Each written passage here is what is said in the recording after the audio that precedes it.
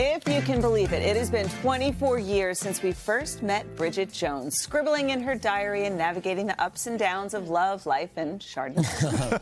Well, now she's back with an entirely new chapter. Renee Zellweger stepping back into her iconic role in the new film Bridget Jones, Mad About the Boy. All right, so in the movie, Bridget's now a single mom of two, diving back into the dating pool after losing her husband, Mark.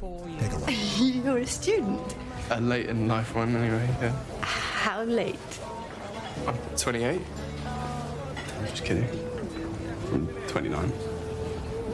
Is he closer in age to me or to Billy? What about you? Wow.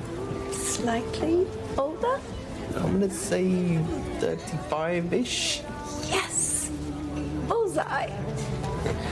Let's say 35. Well, Renee is here along with Helen Fielding, the screenwriter and author of the Bridget Jones books. Good morning to both of you. Good morning, guys. You guys were watching during the clip. You're giggling, sitting there looking at you. What were you giggling about? On brand. All the things. Yeah. All the things we don't want to talk about. We can respect that. So Renee, I mean, we're talking about more than 2 decades of this character in pop culture. How has she affected your life? Oh, it's so unusual, isn't that? To go through life and share experiences in real time with this character. And it's funny, people ask me that all the time. What do you feel like you have in common with Bridget? You know, and like so many people, you know, because I think this is what Helen's great gift is that she minds these moments that are universally relatable. And so many people see themselves in her messiness, you know?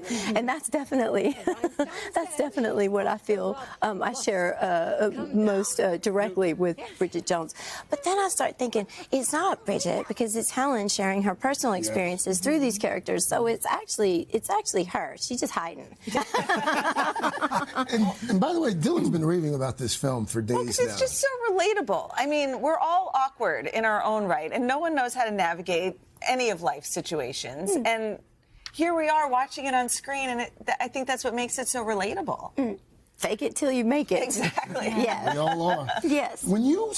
Because this all started as this newspaper column, right? Written by... But that's what's so strange about it, because I was really broke. I was a journalist, and they asked me to write a column as myself. Yeah. And I said, no, that's hopelessly exposing and embarrassing, but I shall make someone up.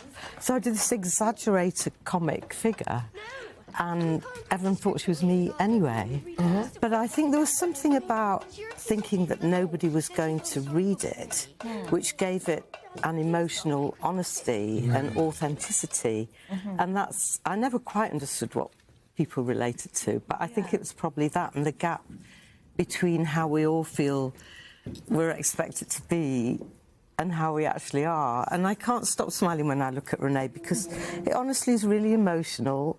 I mean, what are the chances? Who knew after all those years? And when I first wrote this column, I was just seeing through my eyes. And as soon as Renee came on board to play the part, ever since then, she has been Bridget for me, and I've written every word really for Renee. So it's quite touching.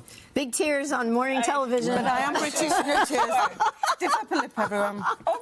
Over the years, how much did you collaborate? Like, who decided, like, well, what if she takes this direction? Or what if she behaves this way in this situation? I mean, how much collaboration was there between you two?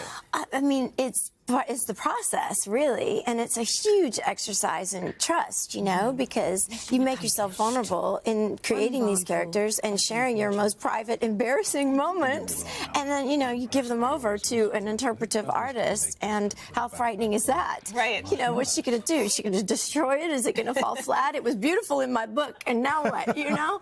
So, yeah, so thank you for that. No, that's not true. I trust her implicitly. Renee knows Bridget better than I do. We've got the same sense of humour. I mean, in fact, we had so many moments on the set. Like, the first time I met Leo, I was really, really excited, and I was sort of whispering to Renee and trying to be cool.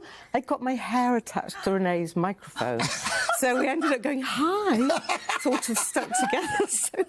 So I think Renee is very like Bridget, because she is funny, She is so sweet and kind and loving to everyone, and that is very important with Bridget as a character. But she's also very strong inside and resilient and good. And I think that's why, you know, in this latest chapter, Bridget's going through a difficult time. I wrote it during the pandemic when everyone was losing people.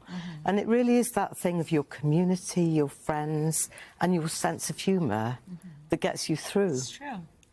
Wow, you two are just delightful together. I see why it works. I see why it works. Renee, Helen, thank you so much. Great meeting you guys. Yeah, it's nice to Thanks so see you. much. And don't forget, Thank you. Bridget Jones, Mad About the Boy, streaming right now on You Peacock. have to watch it. It's so good. Hey, thanks for watching. And don't forget, you can catch the Today Show every morning on NBC or take Today when you're on the go. Just follow the Today podcast on Apple Podcasts, Spotify, or wherever you listen.